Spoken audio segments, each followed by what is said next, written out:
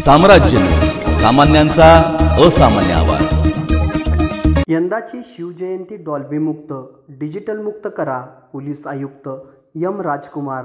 शिवजन्मोत्सवाच्या पार्श्वभूमीवर पोलीस आयुक्तालयात शिवजन्मोत्सव मध्यवर्ती महामंडळ तसेच शांतता कमिटीच्या सदस्यांची बैठक घेण्यात आली। बैठकीच्या अध्यक्षस्थानी पोलीस आयुक्त एम राजकुमार होते। या बैठकीचा प्रमुख उद्देशच शिवजयंती मिरवणूक डॉल्बी मुक्त असावी असाच होता। त्यासाठी मध्यवर्तीच्या प्रमुख मार्गदर्शकांनी यंदाची शिवजयंती मिरवणूक डॉल्बी मुक्त होण्यासाठी आम्ही प्रयत्न करत आहोत, त्यासाठी आम्ही आवाहन केले आहे। पण काही मंडळ या मिरवणुकीत डॉल्बीसाठी आग्रही आहेत। ज्या मंडळाची डॉल्बी मुक्त मिरवणूक आहे त्यांच्यासाठी डॉक्टर बाबासाहेब आंबेडकर चौक ते छत्रपती शिवाजी महाराज चौक असा मार्ग ठेवावा आणि ज्या मंडळाचा डॉल्बी असेल त्यांच्यासाठी लोकशाहीर अण्णाभाऊ साठे चौक ते छत्रपती शिवाजी महाराज चौक हा मार्ग द्यावा, अशी मागणी यावेळी करण्यात आली। पण पोलीस आयुक्त राजकुमार यांनी या प्रकरणी डॉल्बी मुक्त मिरवणूक करण्याचा सल्ला दिला। यंदाची शिवजयंती डॉल्बी मुक्त, डिजिटल मुक्त करावी यासाठी पदाधिकाऱ्यांनी प्रयत्न करावेत।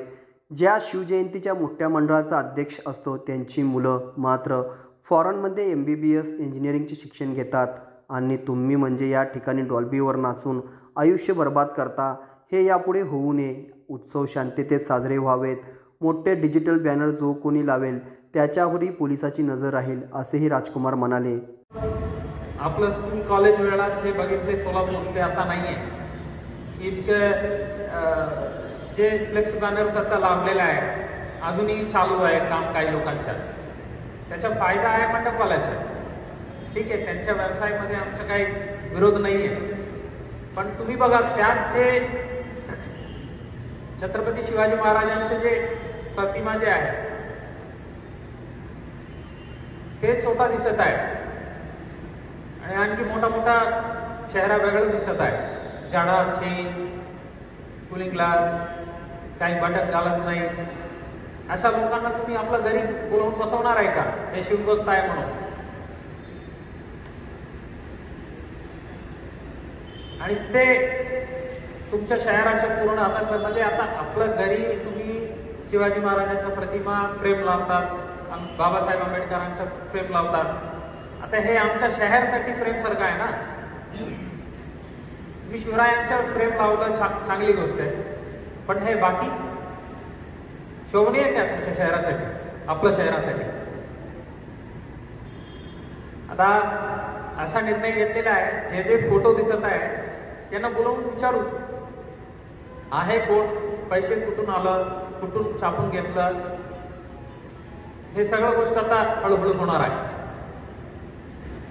आणि आपल्याला वाटेल आता जे नुकतंच मागच्या आठवड्यात जे मिरवणूक झालं होतं त्यात काय केलं, ते लोक अजूनही इथं आहे ना, ते पुन्हा आंबेडकर जयंतीला तेच लावणारच आहे, पुन्हा डीजे काय करणार? त्यामुळे आम्ही पण शिवजयंतीला लावणार आहे। या प्रश्नाचे उत्तर आता 4-5 दिवसात आपल्याला मिळेल। 72 लोकांविरुद्ध रेकॉर्डवर घेतलेल्या आहे गुन्ह्याला। 26 मंडळ आहे। डीजेचे वाहनधारक आणि डीजे चालक अशा 24x3 72 लोकांच्या यादी तयार केलेल्या आहे त्या एक गुन्ह्यात। आणि ते जे गुन्हे जे आहेत त्यात दंड जे करायचे ते कोर्ट करेल, पण चॅप्टर प्रेस प्रतिबंधात्मक कारवाई जे आहे ते आमच्याकडे आहे। त्यात आम्ही निर्णय घेण्याचे अधिकार आमच्या ACP कडे, आमच्या एक्झिक्युटिव्ह मॅजिस्ट्रेट कडे आहे। जे सॉल्व्हन्सी बॉन्ड जे राहील ते नाही भरलं तर, किंवा ज्या प्रकारच्या आम्ही जामीनदार मागणी करणार आहे ते नाही दिलं तर तोपर्यंत जेल पास होणार। यात ज्यांना क्षमता आहे ते जाऊन कोर्टात जाऊन बाजू मांडू शकेल, करूया। आमचं काम आहे दररोज कोर्ट जाणे येणे, त्यासाठीच आमचा पगार आहे, तर आम्ही तयार आहे। ते 72 लोक ते आपलं कामधंदा सोडून हे करायला ते पण तयार असलं तर चांगली गोष्ट आहे।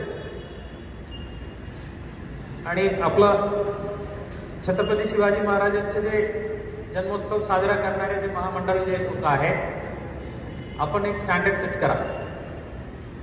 आपल्याला बघून बाकी लोक शिकवायला पाहिजे आणि तुम्ही जे स्टँडर्ड सेट केलं त्यापेक्षा कमी झालं तर त्यांना लाज वाटलं पाहिजे. यांनी एवढं चांगल्या पद्धतीने आयोजन केलं आणि एवढं सुंदर प्रदर्शन झालं होतं. हे सोडून आम्ही गुंडागर्दी करायची आहे का हे प्रश्न त्यांच्या मनात निर्माण व्हायला पाहिजे. तसं आपण करा. आपण जे दिलेले एक एक सूचना जे आहेत ते आम्ही नक्की पालन करू. हे लॉ अँड ऑर्डर डिटोरेशन बद्दल जे म्हणत होतो मी, आज फ्लेक्स बॅनर लावलं तर काय फरक पडणार आहे? कोणाला काही त्रास नाही आहे. उद्या डीजे आणखी जरा आवाज वाढवला तर काय फरक पडणार आहे? लेझर ऍड झाला, सायरन ऍड झाला, अशा एक एक एक एक एक एक करून जे गुन्हेगारी प्रवृत्त जे म्हणतो ना आम्ही, ते नियम आम्ही पालन करणार नाही, नियमाबाहेरच जाणार आम्ही.